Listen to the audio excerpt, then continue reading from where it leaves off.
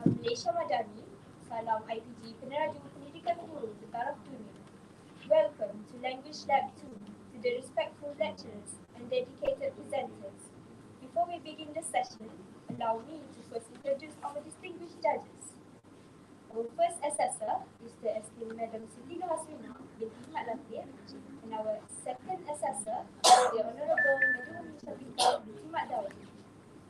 We will begin the first session by inviting our first presenter, Ahmad Haris Aiman bin Shamuddin, who will present his research on the experience of 3 RPG KTRI PISMP Ogos 2021-2025 TESOL teacher trainees in using YouTube educational videos for at-risk and one writing preparation.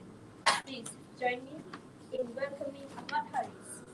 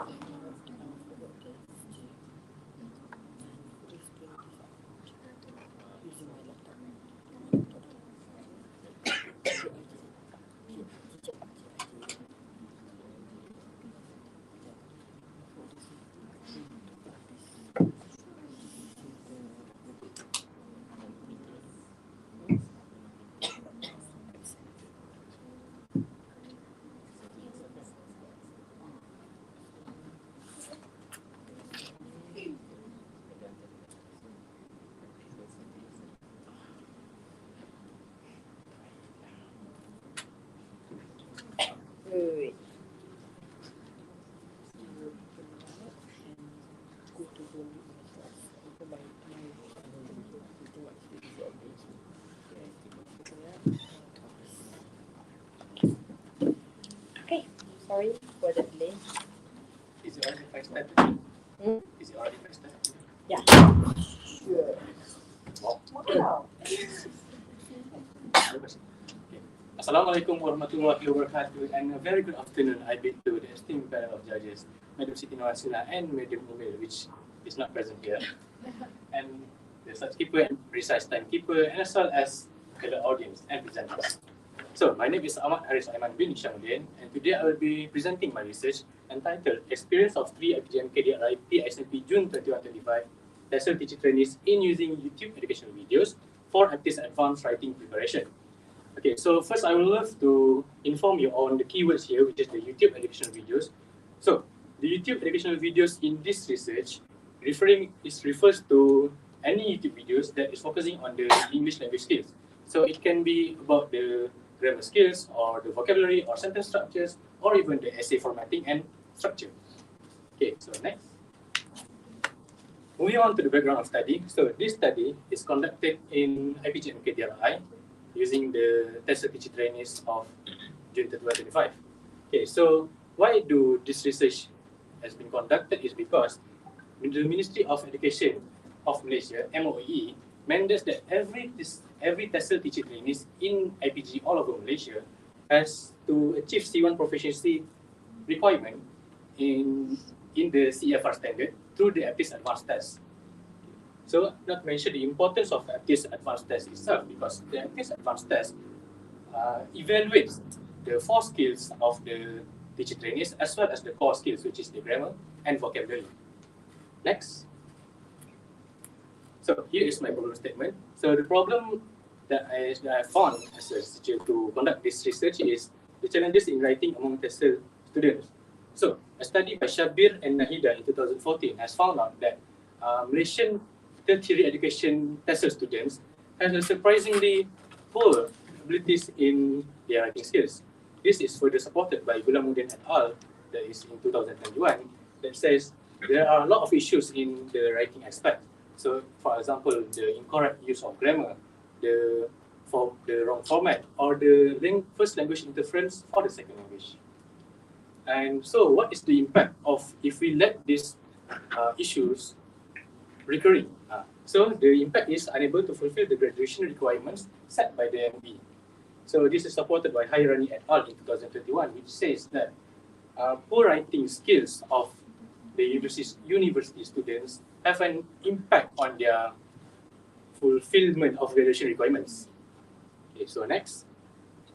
So these are my research objectives and the research questions. Next. Okay, so the research significance.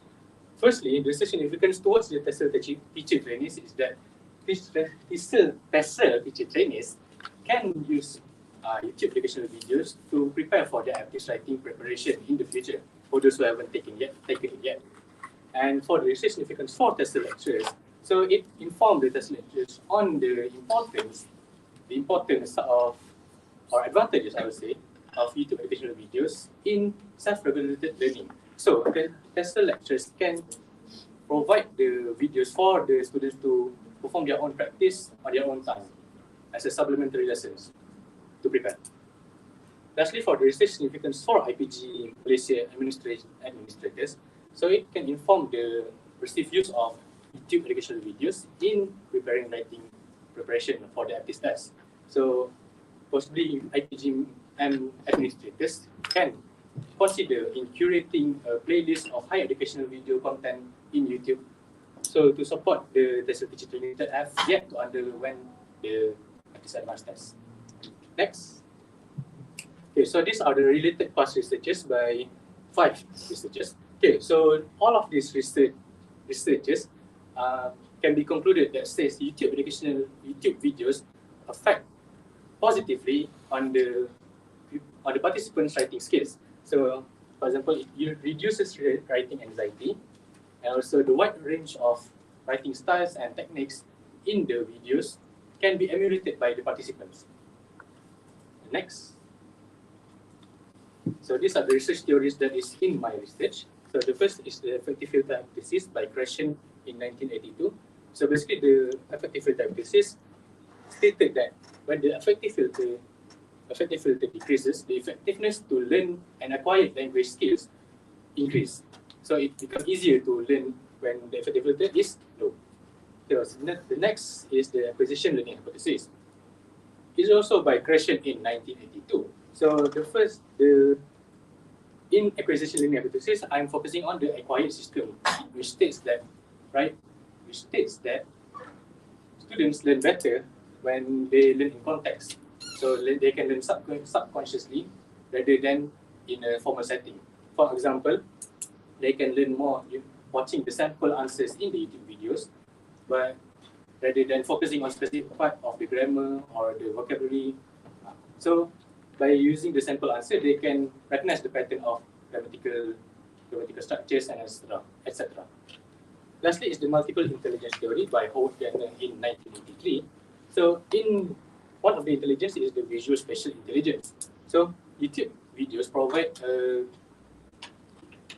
visual appeal and video appeal for the participants who have this intelligence. So it makes them more easy to learn the language skills and the other aspects of writing skills. So next. So this is my conceptual framework. So here the use of YouTube educational videos is the independent variable, and it affects the improvement of C1 level writing skills of the participants, which is the dependent variable. Okay, so next. So this is my research design. So it's a basic qualitative. So it employs two methods or two instruments, which is the interview, semi-structured interview, and supported by the analysis, which is the aptis result of the 3 participants. And so this is analyzed by using thematic analysis. Okay, so next. Okay, so the participants. The participants is chosen using purposive sampling, which fits the criteria of 1, having used the YouTube educational videos prior to sitting the aptis test, and second one, achieving the C1 level in the writing part of the aptis advanced test. So the chosen participant is 3, and the triangulation that I use here is triangulation of sources to achieve triangulation in this research. So these are the citation, Hill and Forbes 2013 and Patton 1999. Okay, so next. So these are the research procedures of the information, and this is the guideline. This is what I've been doing until this point. Okay. So next is the data collection procedures. So approval of the instrument, gaining consent of the participant, and conducting the semi-structured interview. Next is the data analysis procedures, transcribing the recorded interview sessions using TurboScribe, which is the AI tool, and coding the transcriptions in teams, performing the thematic analysis from the 3 participants' answers, and achieve triangulation. Next. Okay, so next is the findings and discussions. So the RQ1, do YouTube educational videos help teaching trainees in preparing C1 writing for the artist advanced test? Yes, it does. As I said. So the theme that is emerged from these interviews with the three participants is first usage patterns and preferences, and then feelings. So the usage patterns and preferences show how the teacher trainees use their time, how they use the videos, and what time they allocated to practice using these videos. Okay, so next is the theme of feelings. So some participants has also recorded feeling confidence, boost in confidence level when they watch the YouTube videos, because they can learn from the videos to solidify their writing skills. Next. Okay, so for the findings and discussions of RQ2, how do YouTube educational videos improve the C1 writing skills of teacher trainees? There are also two themes emerged for this, which is the writing improvement and learning strategies. For the theme of writing improvement, so there's a lot of aspects of the writing that has been improved by the participants when watching the videos. For example, the essay structuring, the format of the article or email, and sentence structure, and vocabulary, high level vocabulary, or even grammar, like the use of article and gerunds. Okay, for the learning strategies, I found out that the participants has responded that they use certain note-taking skills to jot down, to retain better in their memory, and also to set a learning goal on what specific aspect they want to improve one by one. Next. Okay, so these are the conclusion for research question 1 and research question 2. So does it answer? Yes, it answers, because the flexibility and accessibility of YouTube allows the participants to choose their own time to practice these writing skills. One example that I can give is that one participant reported that they use these YouTube educational videos while they do other chores. So, like cleaning, for example. So, also teacher trainees frequently uses YouTube at their free time, like at the night or weekends, and they set a set amount of time to practice using these videos. And for the research question 2, so from the findings, it shows that there's significant impact on their writing skills. Like they managed to use varying sentence structures, they managed to use differing sentence structures, writing styles, and better solidify their formatting and essay structures. Also, the videos provide clear explanation and practical examples that they can emulate in their writing in at least advanced tests. Next. Okay, so this is the implications for TESOL teacher trainees. So the targeted videos. So after this research, the TESOL teacher trainees that have yet to underwent the practice advanced test, they can pick certain videos and that is targeted for specific skills to learn better. Meanwhile, for TESOL lectures, they can provide the YouTube educational videos for supplementary material for the TESOL teacher trainees.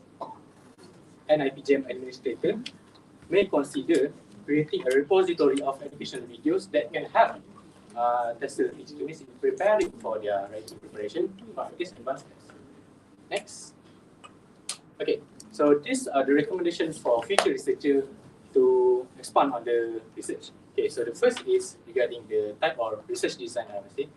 So the research I did is in qualitative. So future researchers might make it using quantitative methods. So can reach more reach more audience, reach more respondents, etc. Okay, next is in terms of practice, which is in this research using YouTube educational videos to prepare for aptitude writing skill. But instead, they can research about the use of Vimeo or Dailymotion or other video software, other video platform to practice their writing skills. Lastly is the theory. Okay, so this research uses theory of affective filter hypothesis, acquisition learning hypothesis, and multiple intelligence.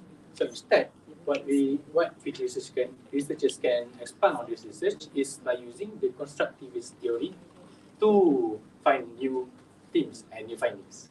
Okay, next. Okay, that is all for my presentation. Question and answer session. Alright. My Haris Aiman for a great presentation.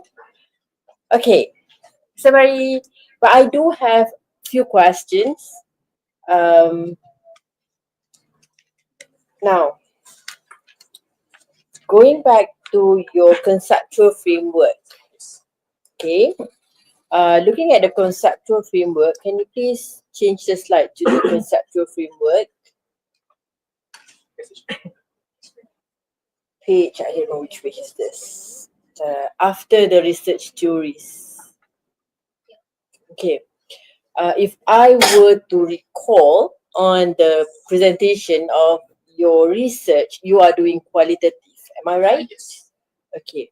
Now, can you please explain to me what do you understand with IV and DV? Because you did mention just now that the use of YouTube educational video is your IV, Yes. and improvement to C1 level writing skills there is your DV. Yes. Knowing that this is qualitative method, it is interesting for me to know your understanding of these variables. Thank you for the question, Madam Sina. However, my knowledge is also shallow, so I'll explain the best as I can from what I understand. No problem. So what I understand from independent variable and dependent variable. So firstly, independent variable. So the independent variable that I understand is that it can exist on its own. So the use of YouTube education videos, so people can watch it just on its own without any effect. However, dependent variable, which is the improvement to C1 level writing skills, is dependent on something to affect them to improve. So the improvement is dependent on what can affect them. So for example, in this case, it's YouTube educational videos. However, it might be impacted by other tools like TikTok or group project or pair work. So that is what I understand from dependent and independent variable. So Alright. if I not answer. It's okay. It's a process of learning, right? Just now I did mention this much earlier to you. Okay, to just inform everyone here, and Ahmad, thank you very much for the answer. Quite confident there.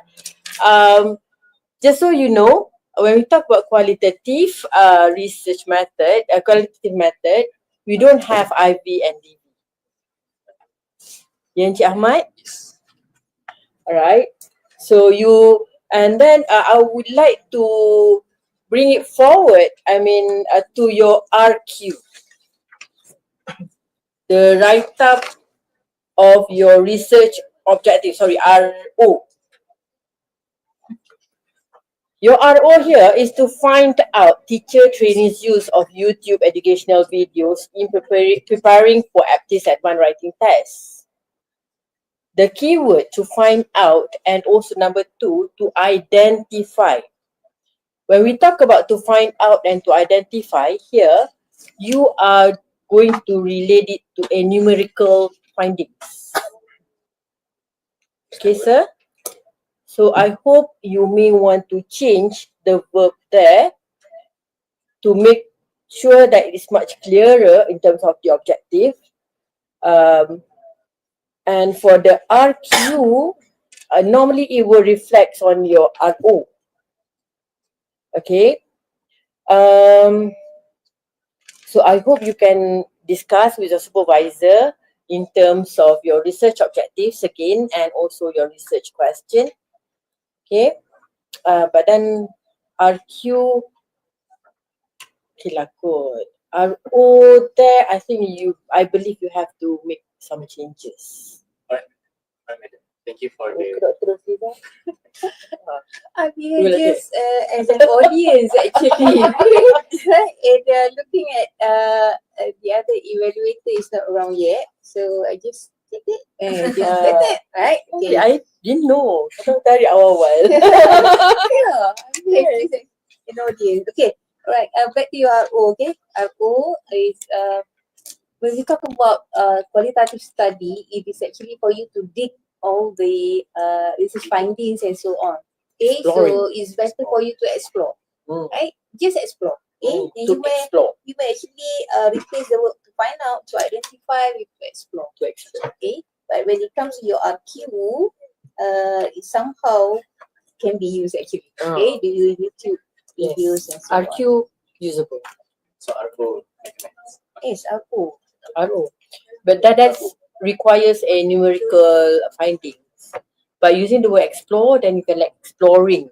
Then that again coming back to the quality. I have one more question. Alright. In terms of participants, knowing that this is qualitative, alright? From the beginning, have you actually decided to have only 3 participants? Yes, from beginning I've decided only 3 participants. Why is that? I decided on 3 because instead of 1, I decided on 3 because to achieve the triangulation of sources, and so that if 3 participants, then then I can find out whether does it have or does it not. So because it's an odd number, so on this I didn't really have citation for it. Okay. Mind if I give some additional information? Sure. Alright. Okay. When we talk about qualitative data and also respondents, anak-anak, I think my knowledge pun is quite minimal when it comes to qualitative, but adalah sikit-sikit I can share with you, right? We will, in terms of respondents, when it comes to qualitative, you have to interview up to a point where your data is saturated. Oh. Have you ever heard of data saturation before? Yes. Alright. So be careful in answering the question. Alright, Ahmad, but it's okay. It's a process of learning here. So your data, your respondents, maybe you would like to say that after the 3rd participants, my data has been saturated. Alright, therefore, my participants stop at 3. Okay, Ahmad? Alright. Betul. Okay, I'm going to touch on your findings and discussions. I hope that you are going to write your findings as what you are supposed to do because you are doing triangulation data. Yes. Right? Okay, so if we look at Q1, your findings is usage patterns and preferences and feelings. Meaning you are combining that 3 sources of data. Get here. To get the independence and then to get the feelings. Okay, alright. So make sure it's in your writing. Oh. Okay, in the writing itself. And in fact, for your future, okay, when you present your research design, make sure that it's qualitative and is the look of triangulation data should be there. Or the diagram. Yes. Okay. Sama. As audience. No. So I think that's all. And please take note, anak-anak, when it comes to when it comes to research and also presentation of your research, arrows play a role. Okay, every arrows give meaning. Okay, you don't simply put because they're cantik. No. Alright, and you don't just simply put kotak because you find that this kotak looks very interesting and aesthetic enough to be in the slides. No. Okay, so we are talking about research, not a normal presentation. Then Anna? It's our first presenter. Our first presenter. Alright. Okay, last one Ahmad. Okay, Mr. Ahmad. Okay, last one. If you want to bring this to any international conference or anything, when it comes to your findings, you need to at least put your transcription. Oh, the actual. Yes. At least 1 or 2. So that we can see that, okay, where's the usage patterns and preferences? Is it jumpy or what? Okay? That's the thing. What are that will be the thing, right? Okay, I think that's all, Mr. Ahmad. Thank you very much. Well done. Okay. And medium for the Okay, thank you. Thank you, Madam Hassan.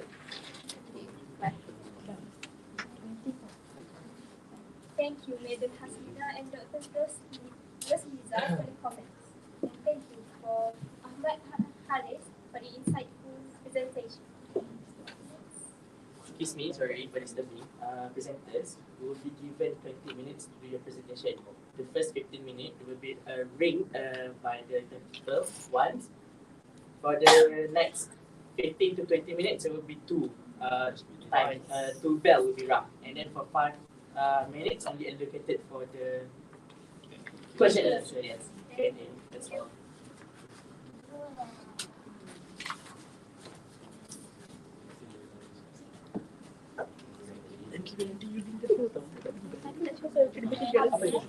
We would like to invite the equal impressive person presenter, Aina Ramya Mityang Mashauti, with her research on test training teachers' perspective on utilizing Canva as a teaching aid during practicum. Please welcome Aina.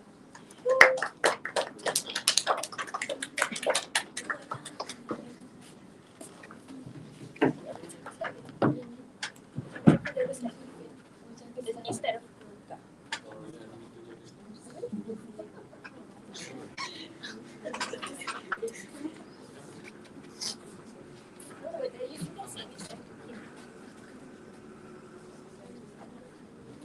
just take a chance.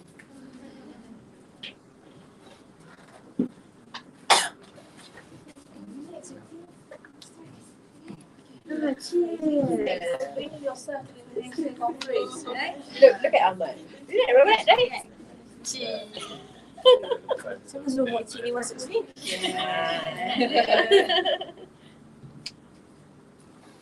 Can I start? May I start now? Yes. Okay, Assalamualaikum and a very good day to Madam Haslina, Dr. Rosliza, my fellow presenters and my friends. My name is Aina Damia binti Ahmad Shauki and I will be presenting my research titled TESOL Training Teachers' Perspective on Utilizing Canva as a Teaching Aid During Practicum. Okay, so TESOL stands for Teaching English as a Second Language. The respondents of my research are the training teachers that are preparing for teaching English in ESL primary classroom. Okay, next. Okay, we will look at my background of my study. So as we all know, technology is a very vital role to play as to shape on how teachers teach and learn. So as stated by Bailey 2012 and Andre et al. 2021, okay, Gen Z, the current generation, are the one that has grown with technology. So they are naturally skilled in digital tools. So that highlight the need for us as future educators to use digital tools effectively in the classroom. So among all the digital tools, Canva is one of the graphic design tools that is widely used by teachers for its simplicity and flexibility as stated by Haki 2021. So Gopal 2021 also argued that teachers should embrace the use of digital technology in classroom to enhance learning and teaching. So hence my study aimed to explore TESOL training teachers' perspective on using Canva during practicum to understand its benefits and insights. Next. Okay, moving on to the problem statement. Okay, as Garrett 2020 said, trainee teachers often had struggled to update their teaching method. Okay, what I meant by that is even with modern digital tools available, trainee teachers still prefer to use traditional methods. So, Kim 2016 support my statement just now that argued that traditional teaching doesn't meet today's student needs. So this affects both educational quality and TESOL trainees' growth, limiting their ability to create an engaging environment. Next. Okay, so these are my research objective and research question. Next. Okay, so for my research hypothesis, I propose that there is a significant relationship between the frequency of Canva use and the perceived effectiveness in improving teaching outcome among TESOL training teachers. Okay, so for research significant, I have two for the lecturers and training teachers. Okay, for the lecturer, it can help the lecture give benefits to lecturer to like integrate Canva in their curriculum so that they can prepare future educators to be a better teacher. Okay, so for training teacher, they can grow and reflect themselves professionally so they can meet with the student needs in the future. Okay, next. Okay, so for my research theories, I use Michael Long's 1996 interaction hypothesis and Mishra and Collis technological pedagogical content knowledge with TPAC. Okay, so these are a few of my past researches that I used to adapt and shape my own questionnaire. Next. Okay, so I use quantitative approach for my research and my research instrument is online survey questionnaire with 22 items as suggested by Howard 2020. Next. Okay, so for my population, this study used 58 TESOL training teachers from PISMP TESOL August 2021, July 2025 intake. And for my sample, I used 52 TESOL training teachers from the same population as recommended by Cressy and Morgan. It stated that for the population of 58, the sample needed is only 52 responders. So that's why I use 52 responders. Let's go. Okay. For my research procedure, this is getting comfortable. this is my research procedure next. And this is my data collection procedure from the obtaining the permission to final revision. So moving on to my data analysis procedure, I use Jamovi 2.6.2. For my RQ1, I use inferential analysis to examine between the two variables. And for RQ2 and RQ3, I use descriptive analysis where I want to use descriptive analysis because I want to use the mean to summarize and interpret the data fully. Next. Moving on to my data findings and discussion. So this is my RQ number 1. Is there a significant relationship between the frequency of Canva use and the perceived effectiveness in improving teaching outcome among TESOL trainee teachers? So as we can see here, the R is 0.352, which indicate that this finding has a moderate and positive relationship.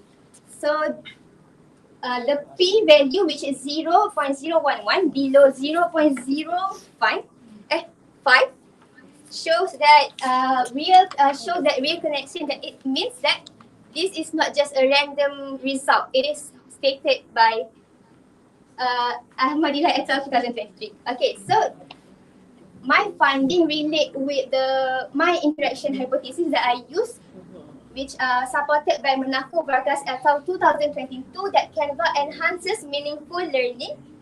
Yes. Okay, next. For my research question 2, what are the overall perspective of TESOL training teachers regarding the effectiveness of Canva as a teaching aid? So as the result, we can see the mean here is 4.71, which show high satisfaction with Canva for teaching practical. So it aligned with my theory that I used, which was TPAC, that said that TPAC can help enhances creativity and learning. So it aligned with how Canva objective are. Okay, so it also support my another theory, which is interaction hypothesis, that says interaction support language skill better to provide to meaningful interaction, as stated by Christian in Kitianti et al. 2022. Next. For my last finding, which is RQ3, I use inferential analysis. The question is, to what extent do TESOL trainee teachers plan to integrate Canva in their future instructional practices? So the mean range from 4.44 to 4.73, which is high scores across all the items. So it shows that Canva role in integrating technology with teaching practices align with my theory, which is defect. And for example, the item 21, it says that I intend to explore new Canva feature to improve my teaching. Okay, this statement supported by Rajendran et al. 2023 that says that training teachers that use Canva and explore new features can use them effectively in the classroom. Okay, next. So for my conclusion is that my hypothesis is accepted, which is there is a relationship between the frequency use of Canva and the perceived effectiveness. Next. Okay, so for recommendation, I have two. The first one is policy recommendation, where I think I recommend that schools should prioritize digital literacy in teacher training, where they teach the teachers to use digital tools, especially Canva, effectively. For example, in their ethical and technical aspect. So for the clear guideline for technology use, schools should implement the clear guideline on how to use Canva. What I meant by that is that Canva or any digital tool should not replace traditional method entirely, but to complement them. So for practice recommendation, I recommend training teachers to encourage critical skills when using AI. So they need to have the awareness that using AI is not just for paraphrasing and things like that, but they need to reflect on what they create. Next, the implication for my research is it is important to encourage educational institutions to incorporate tools like Canva into their curriculum. Why?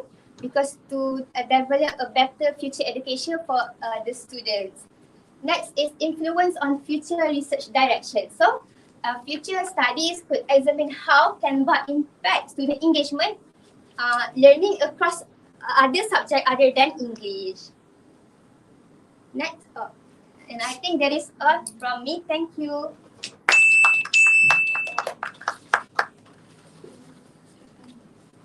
Thank you very much, Miss Aina Damia, for your presentation.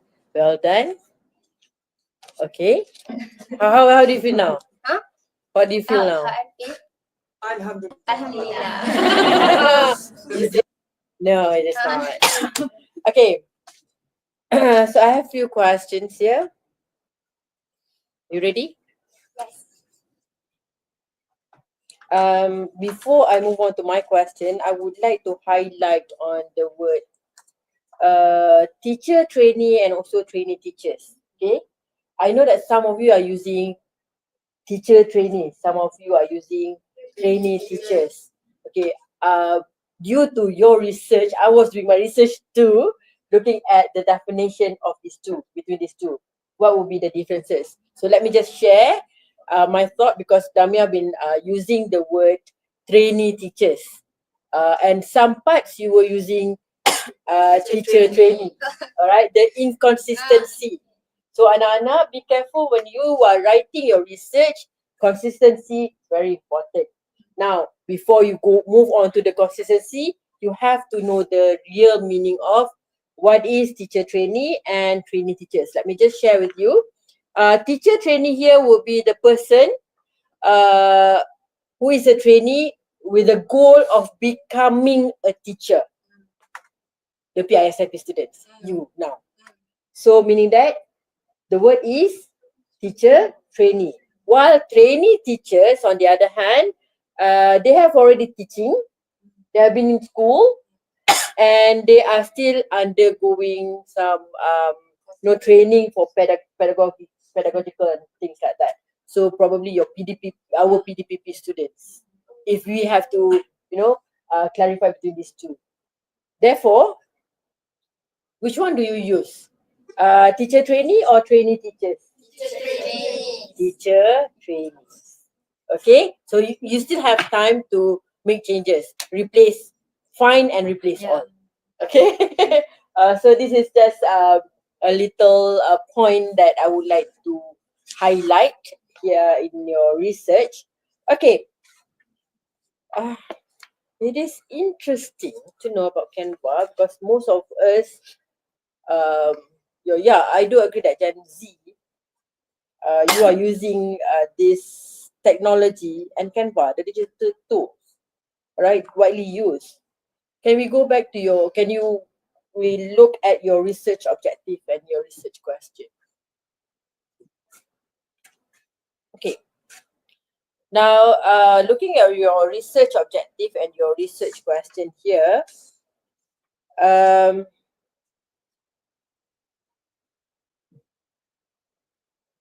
you are using inferential analysis for your RQ1. And RQ2 and RQ3, RQ2 and RQ3 would be descriptive analysis. Can you please justify why do you use inferential first and descriptive on the second RQ2 and RQ3? What would be the rationale behind this? Of me using inferential analysis for my RQ and RO1 is because I want to examine the relationship between these two variables. So that is why I use inferential method, which is the Pearson correlation coefficient to examine both of the variables. So by using inferential and Pearson correlation, I get the result that says that there is a positive relationship between these two variables, frequency of Canva and effectiveness of English teaching. So what is the connection between RO1? Okay, when you are writing your research objective, right? Normally it connects from one RO to another. So to complete your research. Okay. So what would be the relationship between these three? The relationship between these three is that after I analyze all of this, I can conclude that Canva is really effective in enhancing the teaching and learning experiences. Yes, overall. So this RQ, the result will add on to this RQ and add on to this RQ and resulting to the positive relationship between Canva use and it perceived effectiveness. Okay.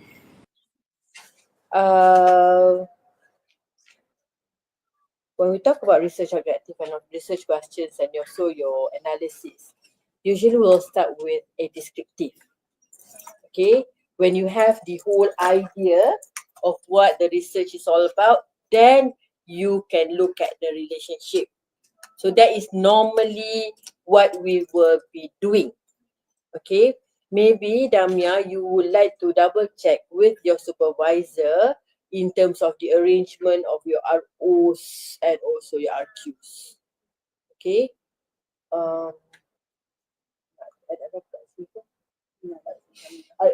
Dr. Rose, ada tahan, I tahu tu, tak tahan. Okay, go. RO and RQ. Additional. Oh, okay. Sebab lagi.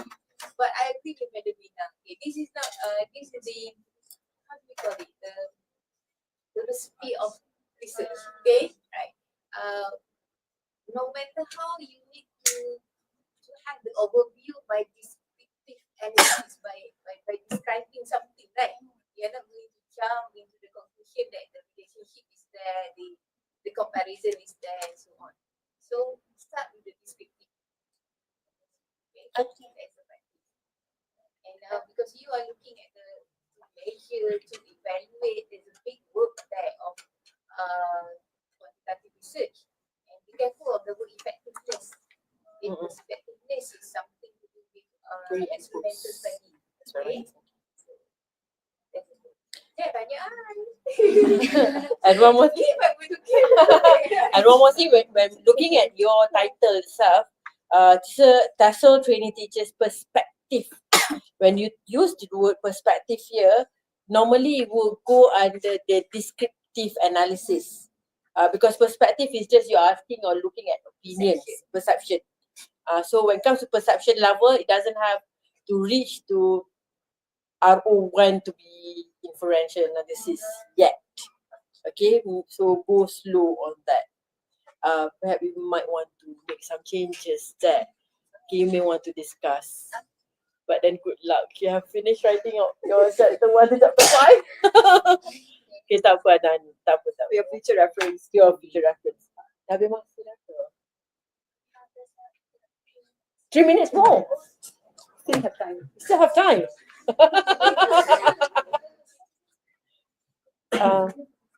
Ada Umil?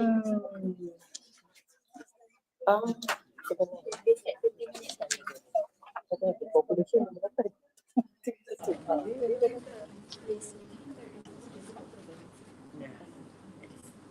Okay. Alright. Let's refer to your population slide.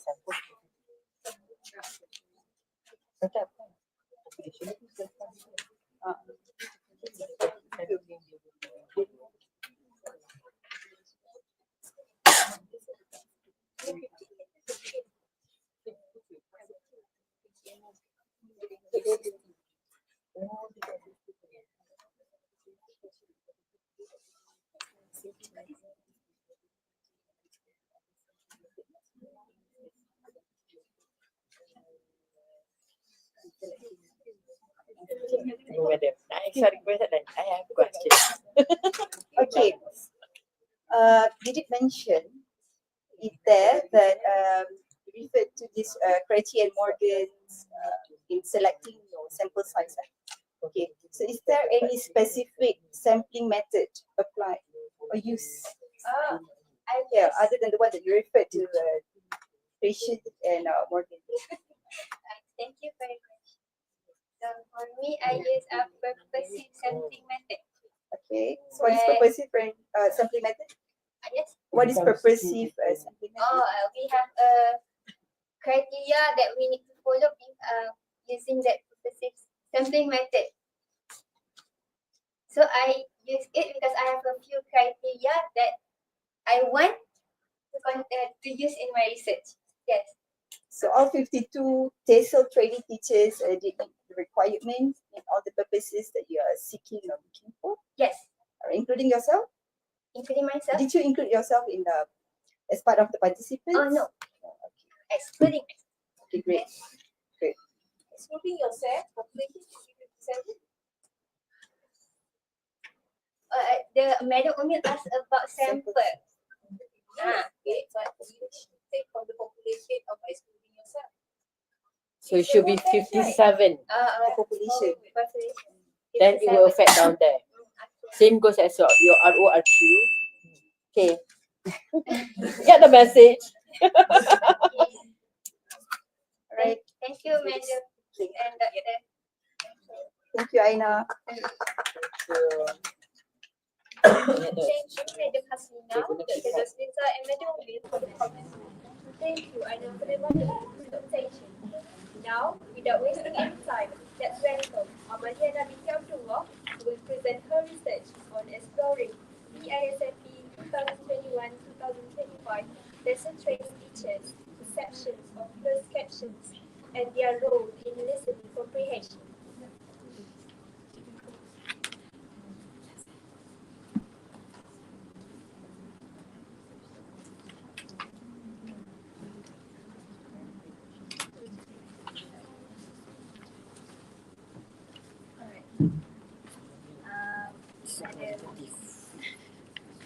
Madam Mina and Madam Umil, may I start now? Yeah, sure. Alright. Assalamualaikum and good afternoon to the esteemed panelists, Madam Mina Sina and Madam Umil, Dr. Rosita, my fellow presenters, the audience. Also thank you to the MC, the slide presenter, and the committee. My name is Amaliana binti Abdullah from Session 2 of August 2021, July 2035. And today I'm going to be presenting you my research, which is titled Exploring PISMP 2021-2035 TESOL Training Teachers' Perceptions of Closed Captions and their Role in Listening Comprehension. So my supervisor's name is Madam Loliza binti Abdul Razak. So before we start our presentation, let me explain to you what is closed captions. Closed captions are similar to subtitles, as you might know. However, it is not translated. Subtitles are translated into another language, but closed captions are in the same language as the audio itself. So it is a written text or transcript of the video or a video that you're watching. We can go to the next slide. Alright, so let's look at the background of the study. As mentioned by Van der Graaf 2007, listening comprehension is a fundamental skill in TESOL education. However, as of 2020, mentioned that it is a very difficult skill for English language learners, especially for learners from various proficiency levels. So, therefore, the incorporation of visual aids such as closed captions presents a promising avenue in enhancing listening comprehension, as mentioned by Yelkham 2018. However, there is a gap that exists in understanding the perceptions of TESOL training teachers regarding closed captions and their role in enhancing listening comprehension. Alright, so let's look at the problem statement. As mentioned by Van der Graaf just now, effective listening comprehension is important in the field of TESOL. However, there's a research by Nias and Chupno from 2021 where they found out that 20% of TESOL training teachers are not satisfied with the level of their listening comprehension, and they often face challenges in listening comprehension. Therefore, in addition to that, there are also minimal research on the perceptions and closed captions role in supporting TESOL training teachers' listening comprehension. There's also limited understanding on closed captions role as an aid for listening comprehension. Therefore, my research is to find out whether what are the perceptions of TESOL training teachers in IPGM KDRI on closed captions and their role in supporting their listening comprehension. So this is the purpose of my study in finding out how TESOL training teachers feel about closed captions, exploring their opinions, attitudes and experiences, and also shedding light on how closed captions can support TESOL training teachers' listening comprehension. Alright, here is my research objectives and research questions. And let's look at the significance of my research. First of all, for TESOL training teachers, it can provide training teachers with a deeper understanding of how closed captions can be used effectively to support listening comprehension. For lecturers in IPGM or in IPG or IPGM KDRI, it can provide insight onto how to support training teachers in developing listening comprehension beyond the structured educational settings, perhaps in the classes, with the help of closed captions. And as a contribution to research, as a researcher, I can fill the gap in the literature about the perceptions and closed captions role in supporting TESOL training teachers' listening comprehension. Thank you. Alright, these are the related past researches from Basara and Kosa 2013, El-Haj El-Sheikh 2031, and Dallas Long and McCarthy from 2024. So all three research has mentioned that the group that watches content with English captions has showed higher improvement in listening comprehension scores compared to the other group that did not use English captions. Alright, so let's look at the research design of my research. So I have used qualitative approach, which is a case study, and my population is IPGM KDRI PISMP 2021-2035 intake, which are the TESOL training teachers. My sample is of 4 TESOL training teachers that I have chosen based on their active listening test. So 2 participants based on their B2 result and 2 participants with C1 result.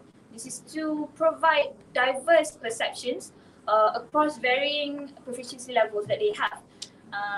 And the instrument that I used is semi-structured interviews. So the reason why I use semi-structured interviews would be because it can provide a deeper, richer detail on their perceptions on closed captions and their role in listening comprehension. Okay, these are my research procedure. Okay. This is my data collection procedure. And this is my data analysis procedure. I use thematic analysis to analyze the data. And this is my data findings. For research question 1, these are the things that I have found out. I have encountered.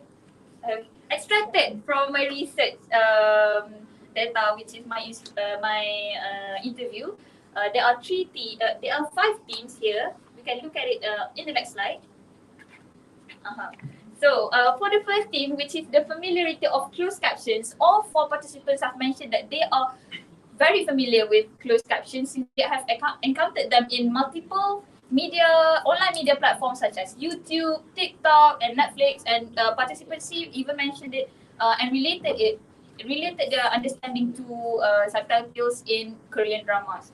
For the second theme, which is the frequency and preferences for using closed caption, which shows that how often do they use closed caption and do they choose to use closed captions. All of them showed consistent usage of closed captions. And the third theme would be influence of closed captions on content selection, where the availability of closed captions influence their choices on choosing whether to watch the video if the closed captions are available. So you can see that most of all of them say that closed captions does influence content selection. However, participant A and participant D mentioned that it is flexible for them since it relies on their interests on the content that they are watching. The fourth theme would be perceived benefits of closed captions. So this team, they presented multiple benefits that I have put in here. And the last theme for their perceptions would be perceived drawbacks on closed captions. Almost all of them has mentioned the risk of over-reliance and dependency on closed captions. And 3 of the participants mentioned that unsynchronized closed captions disrupt their concentration on watching a video or a film. Alright, let's look at the data findings for research question 2. There are 4 themes that I found from research question 2. And these are the findings. For the first theme is support in understanding speech. Support for understanding speech is a group for the coded data that I have found from when they mentioned fast-paced dialogues and accents. So I put that together into understanding speech. So all of the participants have mentioned that they use closed captions to understand what is being said about the content because the accent is too unfamiliar for them. And for the second team, support comprehension of complex language. Almost all of them had given various input into the team. And then almost all of the participants mentioned about vocabulary acquisition, and almost all of the participants mentioned about visual reinforcement of closed captions for audios. Alright, let's look at the conclusion for research question 1. Classroom training teachers perceive closed captions as a valuable tool for listening comprehension. For research question 2, the conclusion would be that closed captions play multiple roles in enhancing listening comprehension, such as supporting in understanding speech that is fast or unfamiliar, in an unfamiliar accent, support comprehension of complex language, assist in vocabulary acquisition, and as a visual reinforcement for audio. These are my recommendations for future research. For my research, I would suggest that there is added more instruments such as focus group to better benefit my research. And the second one would be integrating quantitative analysis. Maybe using my topic is better suited for quantitative, and they can find out whether they can find new data from doing quantitative analysis. These are the implications of my research for TESOL trainee teachers. That they can realize that there's a potential of closed captions as an effective tool for both their personal language development and their future teaching practices. They also mentioned in the interviews about their future teaching practices where they would include closed captions in their classroom management. And for lecturers, they could see the potential of closed captions as a valuable teaching aid in TESOL classroom, and for IPJM to allocate resources and training that encourages the effective use of captions. Alright, so I think that's it for my presentation. Next slide. Do you have any questions for me?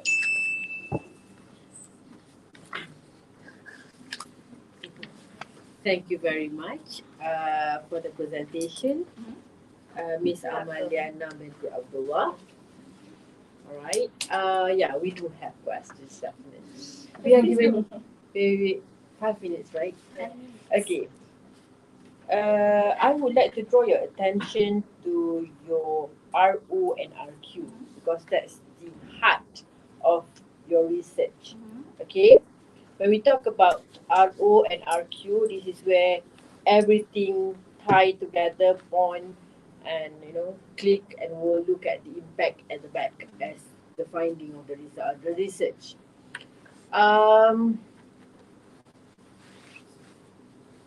For research objective 1, I can see clearly that to explore TESOL training teachers' perceptions. Okay, this is probably in terms of the term used. When you talk about perceptions, normally we will talk about numerical data again. Okay, and when it comes to your RQ, that reflects on your RQ1. What? If it's what, meaning that you have to state 1, 2, 3, 4. However, your RO, that is to explore.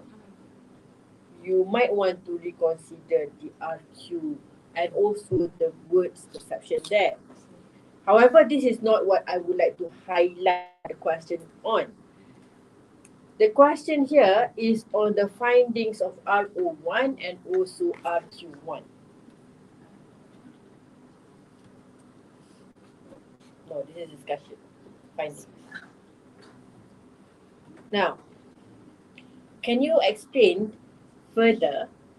Because the question here, what are TESOL trainee teachers' perceptions on closed captions? However, we believe when we are looking at the findings, maybe it's not really that clear for us in detail on the findings of your RQ1. We believe that it is not the findings that you have there and also your RQ, it is not really liars, The themes generated here, do not illustrate or The answer question. your question. The question itself. Can you please explain on that? Justify your answer? So, perceptions, I have asked, my interview questions would be on how well they know closed captions, how familiar they are with closed captions, can they name what closed captions is, and how frequent do they use closed captions. That is how I wanted to find out their perceptions. That's why there are familiarity, frequency, preferences, and influence of closed captions on content selection. I also asked about what are the benefits that they think closed captions bring to them, benefits and drawbacks. So I also highlighted that in my research interview questions. So how do you relate this to the role in listening comprehension? We are coming back to your main topic of the research itself.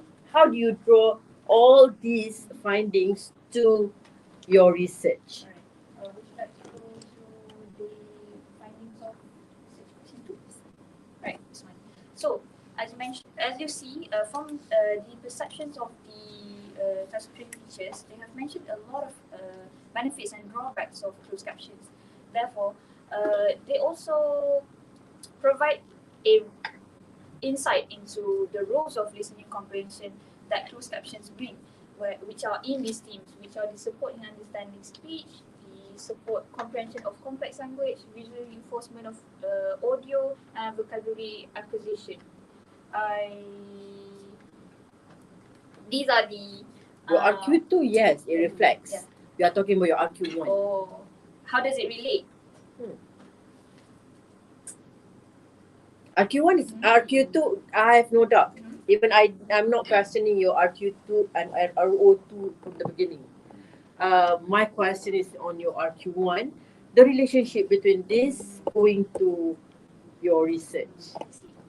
So the relationship between the role of closed captions in listening comprehension would be that the findings that I found from classroom training teachers' perceptions in closed captions could bring Contribute. contribute to how closed captions also play a role in listening comprehension. It also I think It's okay, Amal, it's okay. Alright, may I know, how did you generate these themes? Okay. I first of all I did thematic analysis for the analysis which I have coded the data first, and then after coding the whole transcription I find the themes based on the coded data. So I do coding first, and then I find out the themes, suitable themes. As you have seen, there are 5 themes, and 4 themes for RQ2. So first of all, I did coding, and then the second one I did themes. That's it. Alright, so the themes were generated based on perhaps some similar ideas shared or mentioned by the participants. Yes. Since I asked the participants the similar questions, all 4 participants are given these similar questions, and most of them said similar things. That's why we could find the correlation between the themes and the data itself. Can I go back to your discussion for research question 1? Yes. Do they really answer consistent usage here? Yes. All of them? Yes. Are you giving them any questionnaires or like AMCQ questions here? No, I didn't. I asked how often do you use closed captions? How often would you say you use closed captions? And most of them would say all the time, frequently. They choose to use closed captions frequently.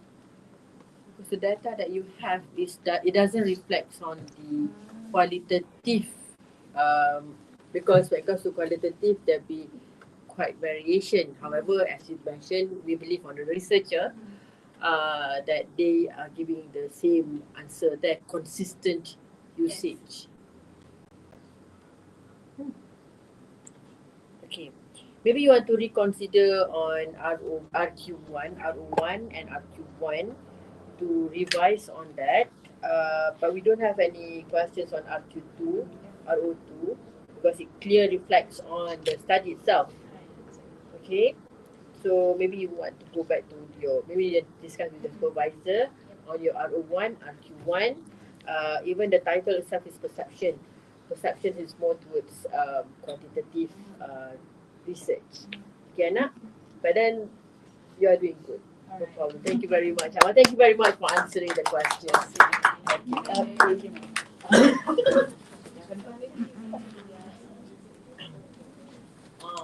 That's why we are maybe the way they take out the based on the question.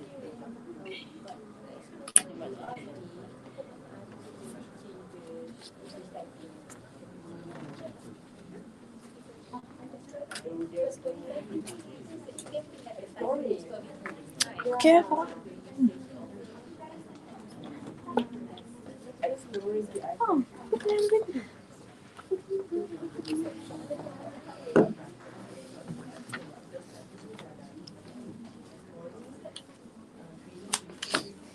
Deep breaths.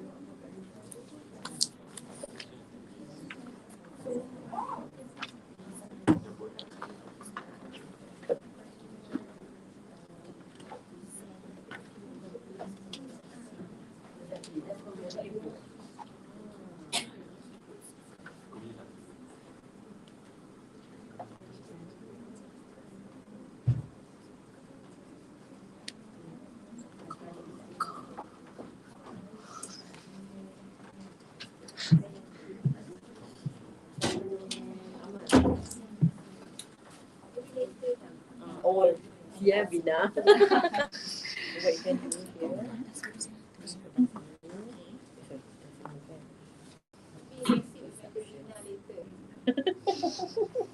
Tambah lagi anak. Another session. Anak saya tak jaga. I have my anak dia tak boleh. Afterwards kita buka. Ha? Bina. Bina, right, chill.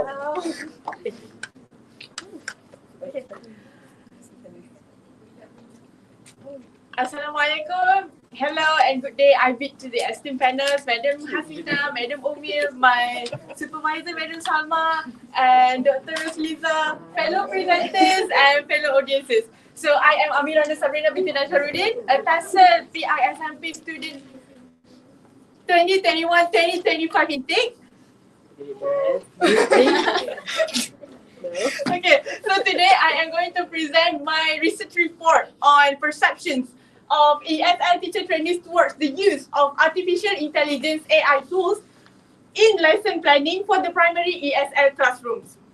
So, my study seeks to explore how teacher trainees perceive the use of AI in lesson planning, particularly in primary ESL settings, and how demographic factors might influence their perceptions in it. Okay, next slide.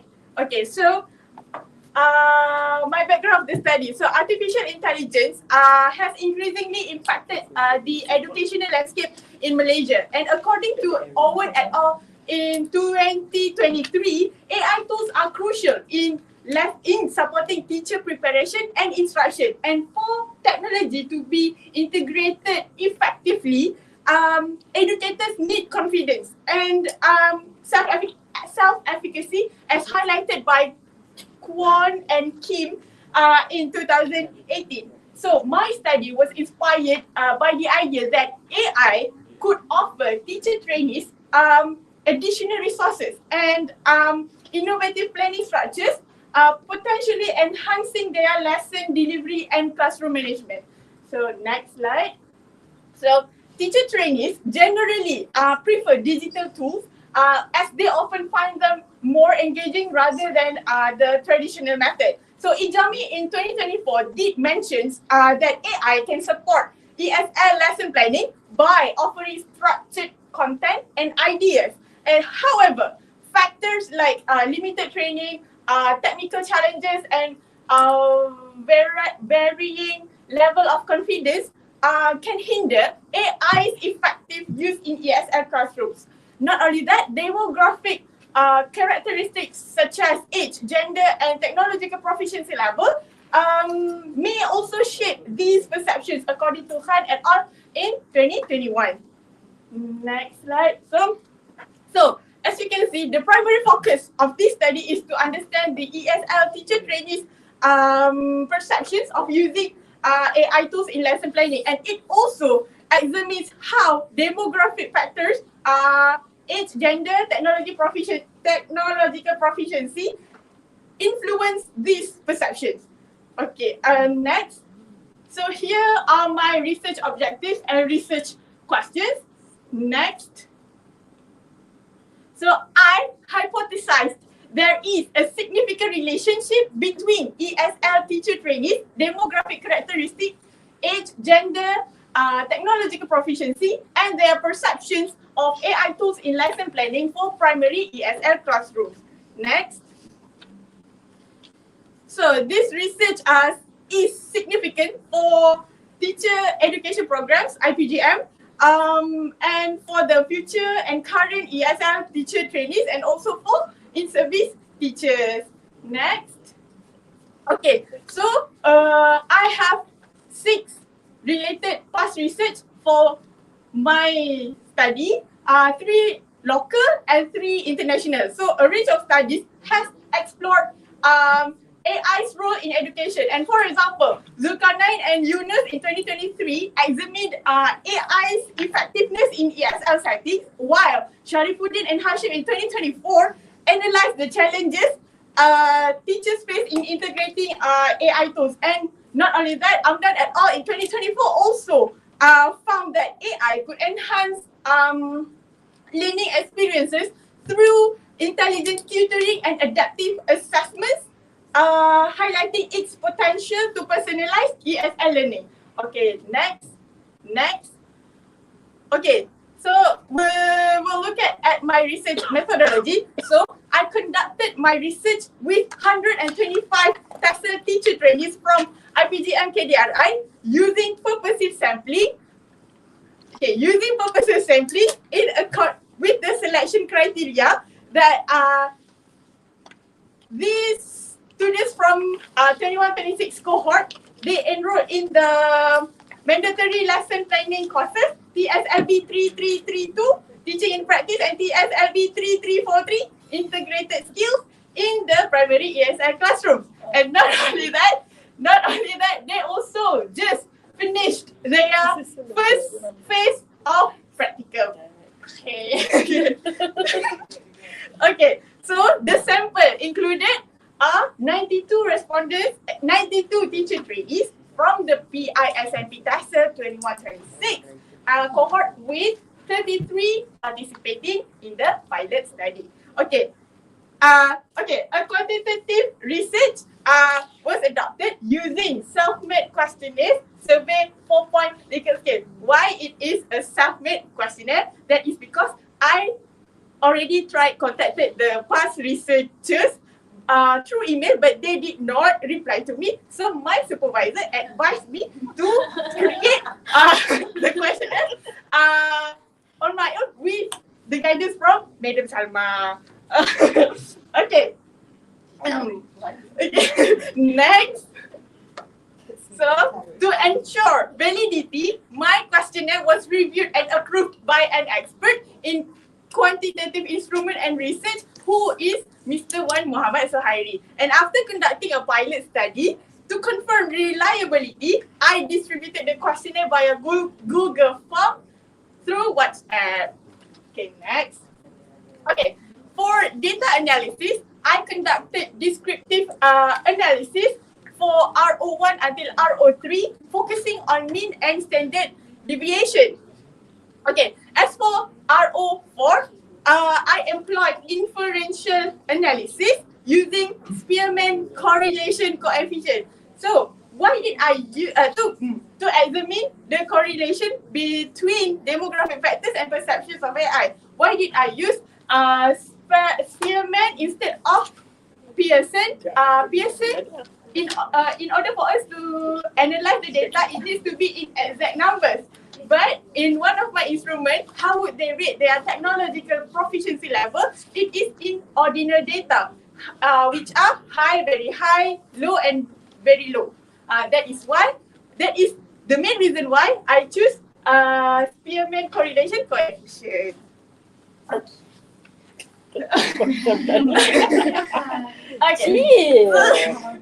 It's not the end of the world. Okay, so I use mean score interpretation table from Moiduni in 2009. Okay, next. So here is my RQ1 findings and discussions. This is the overall mean score table for the section awareness of AI tools, which considered as high, 3.57 by Moiduni. And here I highlighted the highest and lowest mean score in the instruments from the section. So the highest mean score, 3.78 for the statement. I believe AI tools can assist teachers in lesson planning. So the majority of respondents agree or strongly agree that AI tools have the potential to support teachers in lesson planning. As for the lowest mean score in the instrument, it is for the statement, I often come across discussions or materials related to AI tools in education with the mean score 3.45. Okay, 3.45. Okay, it is still considered as high, but this lower mean compared to other items suggests that respondents might be slightly less exposed to discussions or materials on AI in education compared to their belief in its usefulness of their familiarity. Okay, so this interpretation highlights that while awareness of AI's benefits in lesson planning is high, there may be a need for increased access to discussions on materials on AI in education to further enhance their familiarity and knowledge. Okay, next.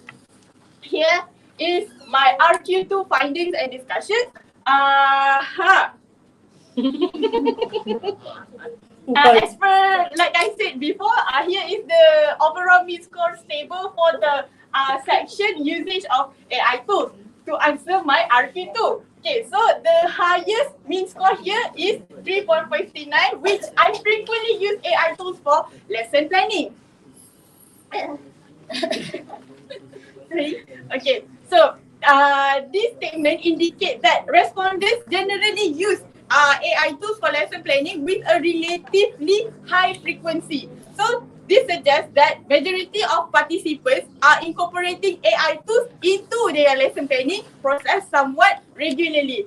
The lowest mean score here is I have received enough training on using AI tools for lesson planning, with the mean score 3.07.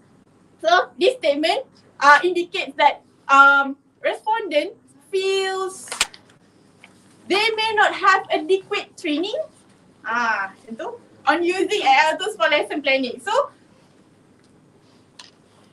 the highest mean score suggests that AI tools are being used fairly frequently in lesson planning. However, the lowest mean score indicates a need for more training on using these tools effectively. So this suggests that while there are still some adoption of AI tools, additional training could further enhance their effective use in lesson planning. Okay, next. Okay, so these are my RQ3 findings and discussions. To answer the perceived benefits of AI tools, I highlighted the 3 highest mean score in this section, which are the respondent feel that is the benefit of them using AI tools in lesson planning, which are it can save time in lesson preparation. AI tools also provide creative ideas for activities in lesson planning, and AI tools also enhance student engagement by offering diverse interactive lesson content. Okay, next. Okay, as for my RQ4, RQ4. So, in order for us to see the positive correlation between within the variables, the p-value needs to be below 0.05. So here, there is a statistically positive correlation between technological proficiency and both gender and perceptions of AI tools. However, age does not show a statistically significant relationship with perceptions or technological proficiency. And gender also does not have a significant relationship. And this analysis implies that ESL teacher trainees' perceptions of AI tools are likely influenced more by their self-rated technological proficiency than by their age or gender. Therefore, my research hypothesis is partially supported because there is a significant relationship between technological proficiency and perceptions of AI tools, but there is no significant relationship between age or gender and perceptions of AI tools. Okay, next. Okay, so in conclusion, for RO1, AI tools are perceived as useful in lesson planning, but few trainees are familiar with AI tools specific to language teaching. And as for RO2, trainees do have moderate usage of AI tools in lesson planning because they use basic tools but lack experience with interactive planning tools. RO3, trainees see AI as time saving and creativity boosting in lesson planning, and AI also help them to create tailored lesson materials for diverse needs. And as for RO4, the higher technological proficiency level skills they have, the greater confidence in using AI. Okay, next. Okay, I have a few recommendations to improve our future research and practice in this area. So by expand the sample size to include other majors for a more comprehensive perspective, and maybe we could use a mixed method research to gain deeper insight, and we could conduct the study across multiple IPGN campuses to capture diverse perspectives. Okay, next.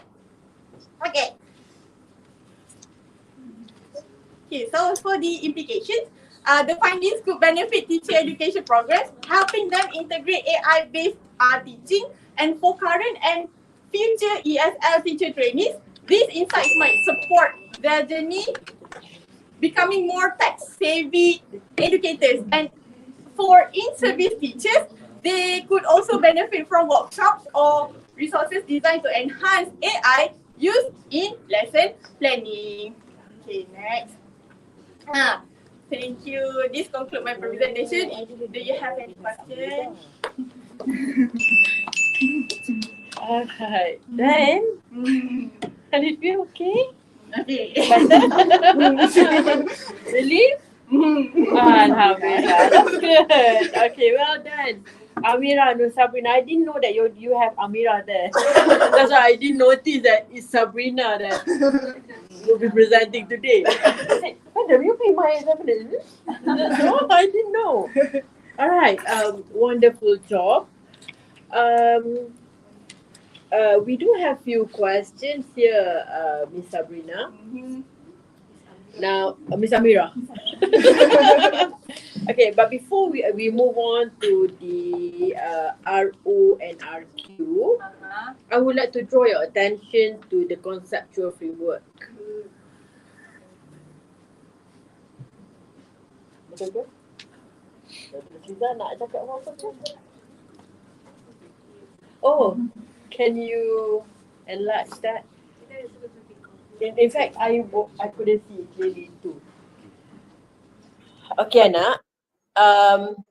So as I mentioned much earlier, when it comes to the most important part when it comes to arrow here would be the conceptual framework.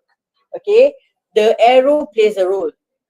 Alright, especially when it comes to IV and the DV here. Maybe you want to revise on your conceptual framework. Normally on the left side, okay, where you start your research.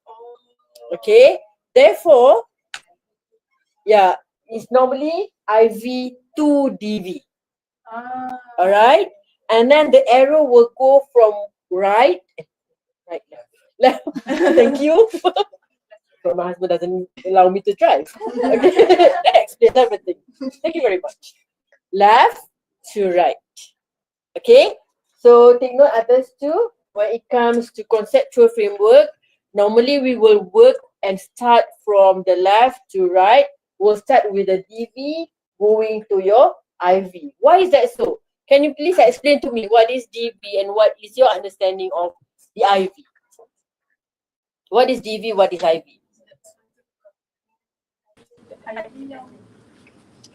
Dependent variables and also independent variables. What is your understanding between these two?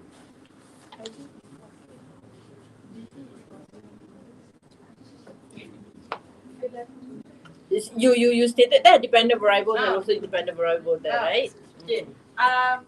Take your time. Okay. Take a deep breath. You need drink? Okay, take mine.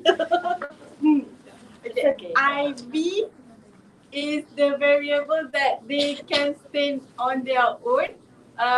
That IV could affect the DV. Okay, in short, IV would be variable that can be manipulated. Okay. Okay, so IV would be variable that can be manipulated, whereas when we talk about IV, independent variable here, would be variable that is measured. Okay, or that can be observed. Takut salah, tipu kat belakang. Takut juga. I'm also been driver. Alright. So be clear of your DV and IV here, Sabrina. And in terms of conceptual framework, maybe you want to revise on this conceptual framework. And moving on to your research objective and research question. Now, doing a research, Anak, it's not that you want to solve the world problem. Okay. Yeah.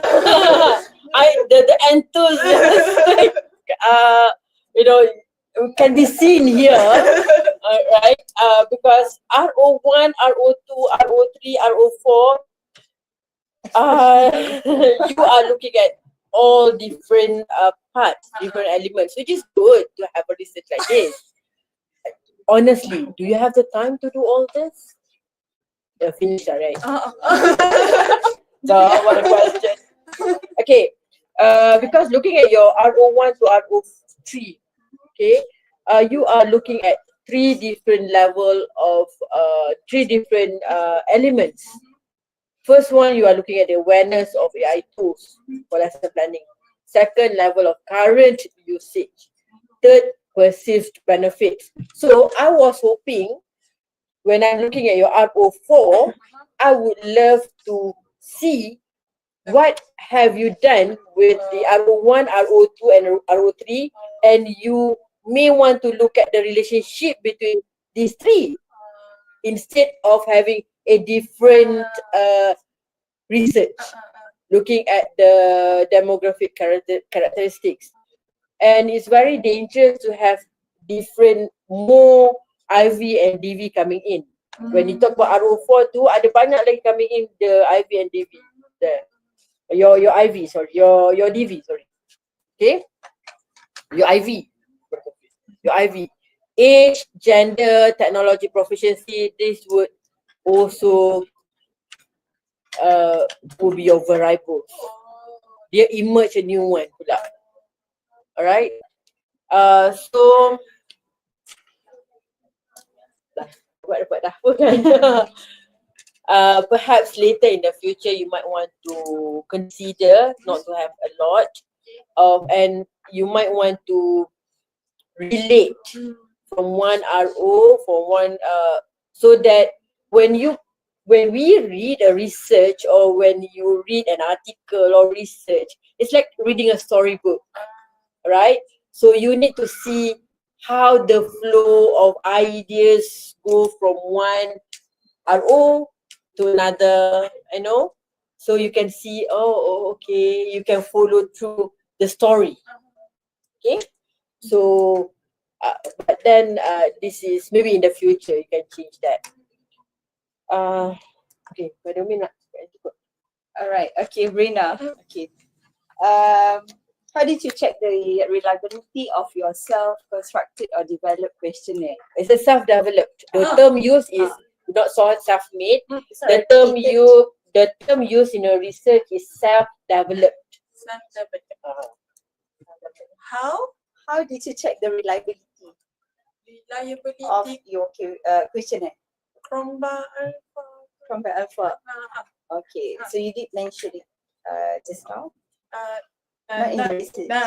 In my hypothesis writing, I did mention, but you know. Okay, but you did that. Cromba. Okay. Alright.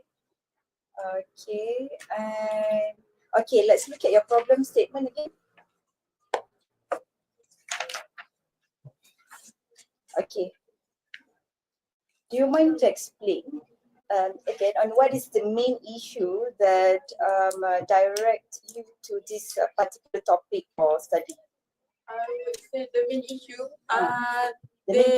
Problem that you the variations of technological proficiency actually between each. Okay.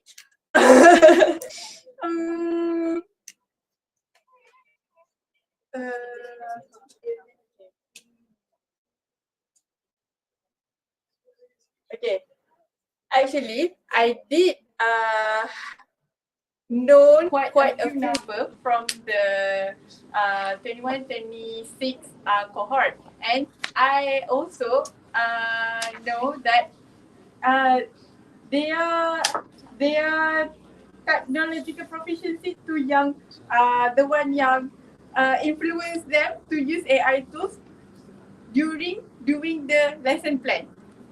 That is what drives me to do this study actually. So is it mentioned there? Alright. Because I'm looking for a specific or the main issue here that again that direct you to this particular topic or research. Let's say because you have four there, four past researches that perhaps become the underlying studies, all right? Yeah. So that is my question. Okay. Because if we look at your slides here, okay, you start first with the integrating AI tools, and then again the use of AI tools in lesson planning, and the last part or column is the challenges faced by the training teachers. I think that is actually the main issue or problem here. Lack of, limited training, lack of confidence in using technological tools, or technical issues. These are the issues of the main issues that actually, right, become a problem and should be highlighted. Right?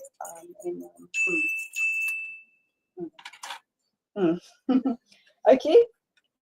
All right. So that's all from us. Okay. Thank you, Brina. Good job. Yeah.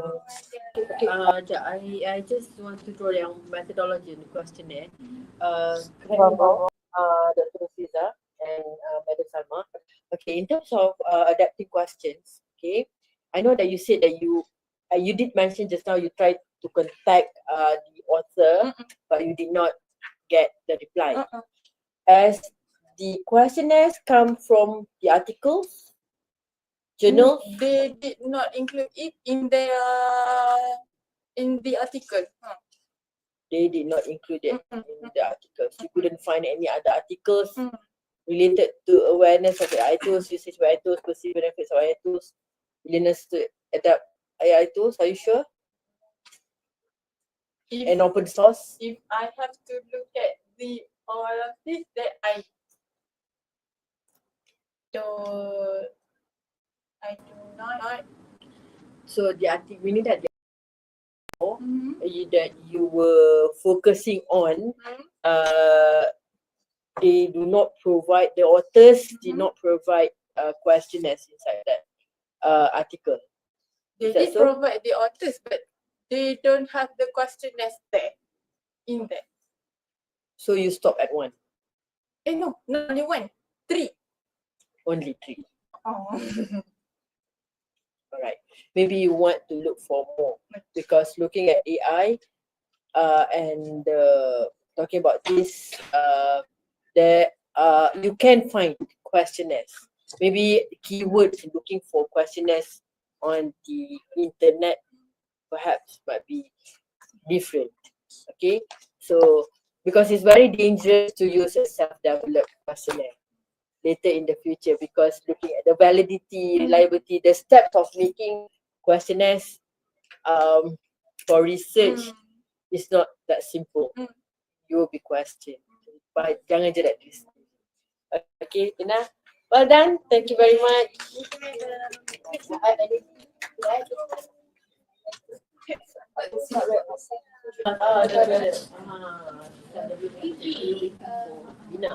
little bit. Maybe if you can't find the exact questionnaire, you can actually look at their findings. Because their findings, they highlight certain items. Based on my experience, develop your own questionnaire. Yes. Exactly. There's so many steps to do. In fact, in the methodology itself, you need to mention that you created or you invented your own questionnaire. So might as well you somehow mention that you adapted from somewhere. If you can't find a solid questionnaire saying about this, you may have to look at their findings. Okay, to all the researchers, look at the findings, right? Under findings, you can see the, you know, the Some parts, sometimes not all. Right? And- It's also that question. And another way of looking for questionnaires, you can do snowballing. Do you know what is snowballing? Snowballing technique is based on that one article, you will have references at the back. All right, based on that particular article you have, you can snowball the references. Snowball meaning that you take that reference and try to look of the similar article based on the topic, you might find one. I'm asking you because I'm doing this. I do have questions on this. I have articles and questions on this particular part. So if you couldn't find it, maybe keywords, or maybe you can try the technique of snowballing, right? Yes. So there'll be a lot.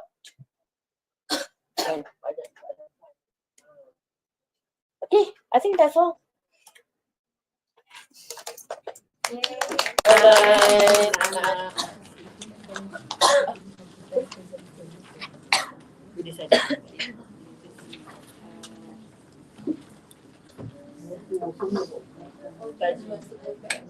Thank you so much, everyone. Thank Thank you for you. interrupting. Thank you so much for coming. Yeah. We appreciate that. Sorry. I don't know.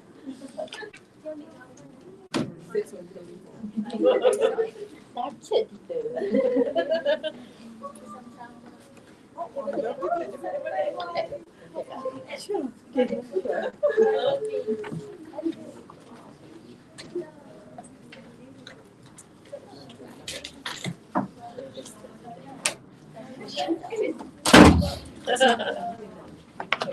Awak boleh beri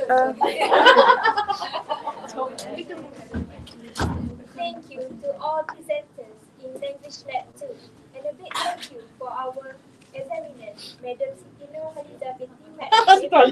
Thank you. For concluding today's presentation, the English department has prepared an award for the best presenter. With that, we invite Assessor 1, accompanied by Assessor 2, to present this award to the winner. Oh,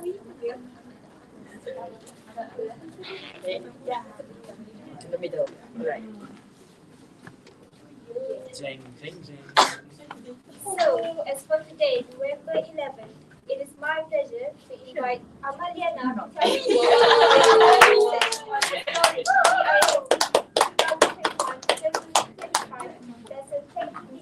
reception of closed captions and their role presented. Okay, 1, 2, 3, one more. Yeah, okay. 1, 2, 3. Alright. Thank you, the presenters. This brings us to the end of our seminar session for today and for the 2024 PISMP Special Education Research Seminar. Thank you to all our presenters for their corporate dedication and insightful research presentations. Thank you to our esteemed panel of executives. She needs to finish the script.